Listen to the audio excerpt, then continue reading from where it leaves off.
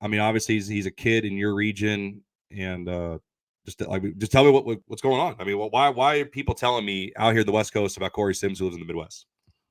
Dude, Sims is a dog, man. I'm telling you. So I went down, really to, scout the area in general to St. Louis. I usually spend a lot of time down there. I hadn't been down there yet this season. Wingo was recruiting, so I went down to shoot a bunch of content with him. And then also, just connect with all my guys, connect with St. Louis, hit up some practices, hit up some schools.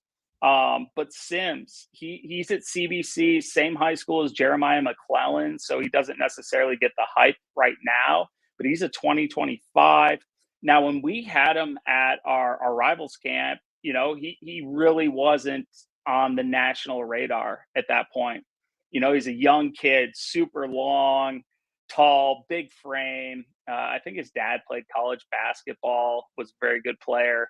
But he was like a dude that you knew that he had a chance. And he was at CBC, which has really been a wide receiver factory. You think of guys, I mean, Cam Babb, Cam Brown, both went to Ohio State. Babb had some injuries, but has been with the program for a while. Cam Brown did a little bit of everything for Ohio State. Jeremiah McClellan is committed to Ohio State right now. And they've just churned out receivers. Scott Pingle, the head coach there, dude can coach, big offensive guy, smart as they come. Like I was visiting with him when I went to go and see Jeremiah and the rest of the guys at CBC, and I was like, man, why? Are you just not want to coach in college? Like, what's the deal? And he's like, Clint, believe it or not, like nobody's pursued me hard, and I'm like, this guy's a no-brainer. Just from my time, coaching college ball, he's as good as the big-time coaches that I've been around. So that's a little sidebar there. But Corey's just really, really developed over the past year. His frame, it can just hold so much weight. He's so big. He's so long. You turn on the film and he almost looks like a giraffe out there because he eats up so much ground.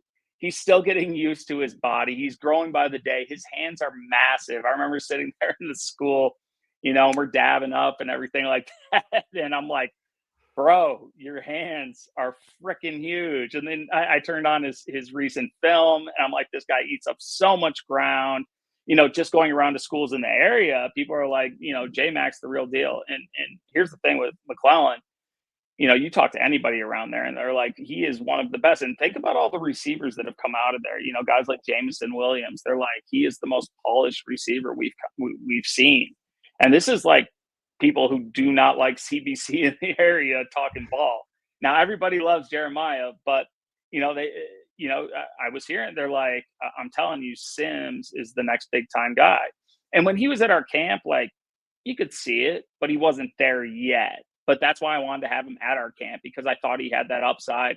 And he's definitely taken that next step in his development. I mean, this week alone, after I went down there, I kind of, talked to some of my contacts and was just like, here are my thoughts. And, wrote an article about him. But I think, people read the articles, coaches read the articles, coaches' friends read the articles, and they'll pass a kid on.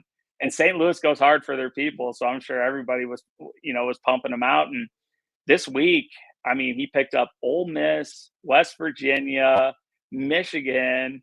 And just when I was about to write the article, I get a text from him saying, hey, Wisconsin's offering next.